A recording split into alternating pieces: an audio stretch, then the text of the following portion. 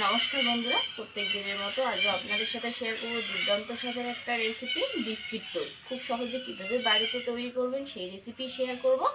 যদি 10 টাকা সুজি থাকে তাহলে খুব সহজে কিন্তু বাড়িতেই তৈরি করা যাবে একদম মুচমুচে দোকানের মতো টোস্ট বিস্কিট। তো চলো রেসিপিটা দেখতে থাকো। এরকম একটা মিক্সার জার নিয়ে নিলাম, আর নিচে এই জায়গায় 10 টাকা সুজির প্যাকেট, এটাতেই কিন্তু হবে। 10 টাকা সুজি দিয়ে নিলাম, আর দিয়ে দেবো চিনি। এটা আবার 2-3 বার ভালোভাবে ঘুরিয়ে নেব। এটা ভালো করে একটু ঘুরিয়ে নিলাম। এটা কিন্তু বেশি একদম মিহি গুঁড়ে সেরকম করতে যাবে না, একটু যেন দানা ভাব থাকে। এরপর এই জায়গায় দিয়ে দেবো দুধ। অল্প অল্প দুধ দিয়ে কিন্তু এটা মিশিয়ে নেব। 1 বাটি সুজি হলে হাফ বাটির মতো কিন্তু দুধ লাগবে। ঘনত্বটা দেখুন ঠিক এরকম যাতে হয়। ভালোভাবে এইভাবে মিশিয়ে এটা ঢাকনা দিয়ে রাখতে লাগবে 15 মিনিটের মতো, যাতে সুজিটা খুব ভালো নরম হয়। তাতে কিন্তু এই দুধটা যে আছে এটা কিন্তু সুজিটা অনেকটাই টানবে। সুজিটা ওই পাশে 15 মিনিট হতে হতে কড়াইটা উনানে চাপিয়ে দিলাম।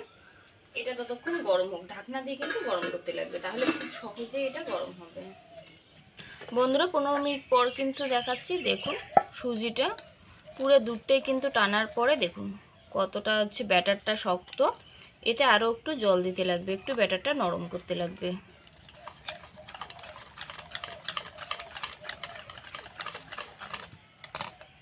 এরকম করতে লাগবে, এর থেকে আবার বেশি এবার পাতলা করতে যাবেন না। এতে দিয়ে দেব এই টাইমে মৌরি, খেতে এটা ভীষণ সুন্দর হবে মৌরি দিলে পরে। এরপর স্বাদ মতো একটু দিয়ে নেব নুন, হাফ চামচ দিয়ে নেব বেকিং পাউডার, তার অর্ধেক হচ্ছে বেকিং সোডা, আর 1 চামচ দিয়ে নেব রিফাইন অয়েল। এটা এবার খুব ভালো করে মিশিয়ে নেব। এটা খুব ভালো করে কিন্তু মিশিয়ে নেওয়া লাগবে। আর ঘনত্বটা কাছ থেকে দেখাই চামচের সাহায্যে, তাহলে আপনাদের বুঝতে সুবিধা হবে। দেখুন ঘনত্বটা ঠিক যেন এরকম থাকে। যেই বাটিটাতে বেক করব সেই বাটিটাতে দিয়ে নেব অল্প একটু তেল।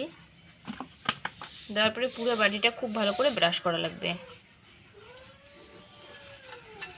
বন্ধুরা এটা চারদিকটাই খুব ভালো করে এইভাবে কিন্তু ব্রাশটা করে নিতে লাগবে।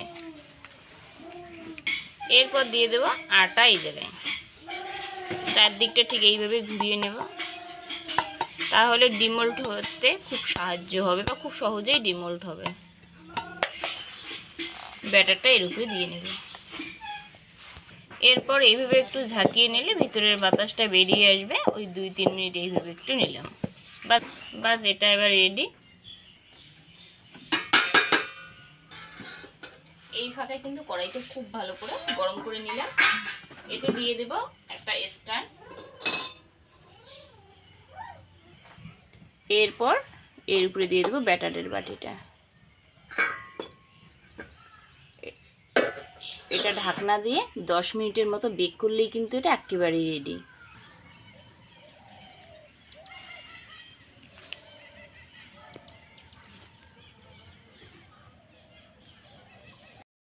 দশ মিনিট পর এবার কিন্তু ঢাকনাটা খোলা লাগবে।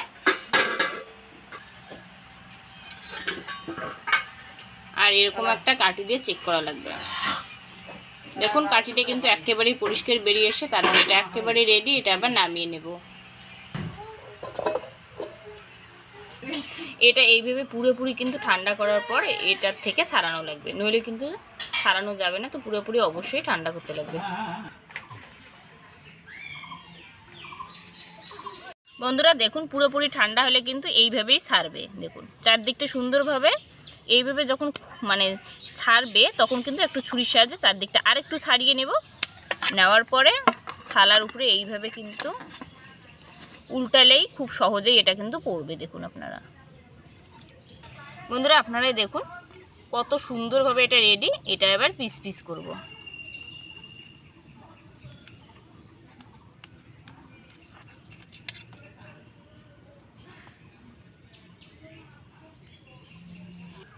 ফার্স্টে এইভাবে একটু লম্বা লম্বি করে কাটবো।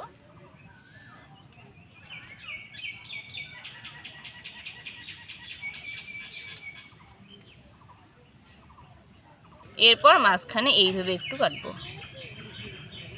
ঠিক এইভাবে।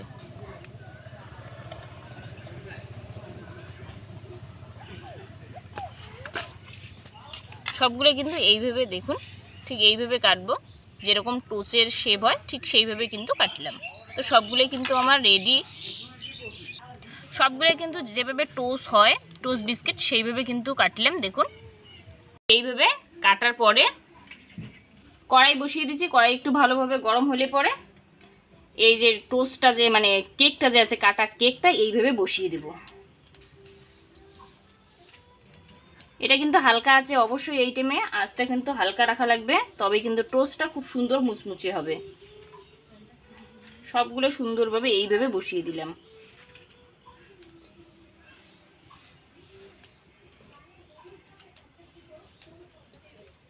হালকা আছে এইভাবে 5 মিনিটের মতো এটা কিন্তু রান্না করা লাগবে।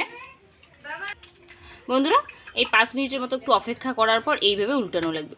দেখুন হালকা মতো একটু কালার আসছে, সবগুলো এইভাবে উল্টানো লাগবে।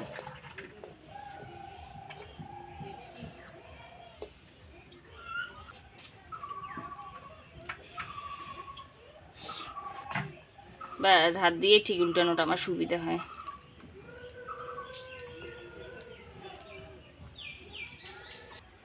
মিনিটের মতো অপেক্ষা করার পর এইভাবে একটু উল্টিয়ে 2 মিনিটের মতো এই পাশে একটু কিন্তু অপেক্ষা করা লাগবে। 2 মিনিট হলে এটা খুব ভালো হবে। বন্ধুরা দুই দিকেই কিন্তু ঠিক এইভাবে একটু কালার হলে পরে নামিয়ে নেওয়া লাগবে। এটা কিন্তু আমার একেবারে রেডি। বন্ধুরা ঠিক এইভাবে কিন্তু সাজিয়ে নিলাম, আর টোস্টটা করে দেখুন কালারটা করে একদম যেরকম দোকানে হয় সেইভাবে কিন্তু এটা সুন্দর হয় দেখতে, যতটা সুন্দর খেতেও হয় ভীষণ সুন্দর।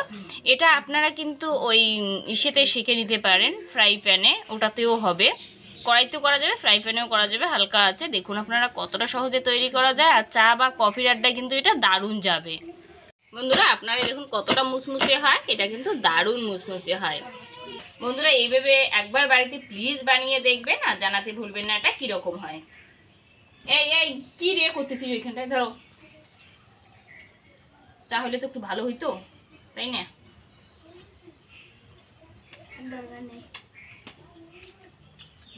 অসাধারণ।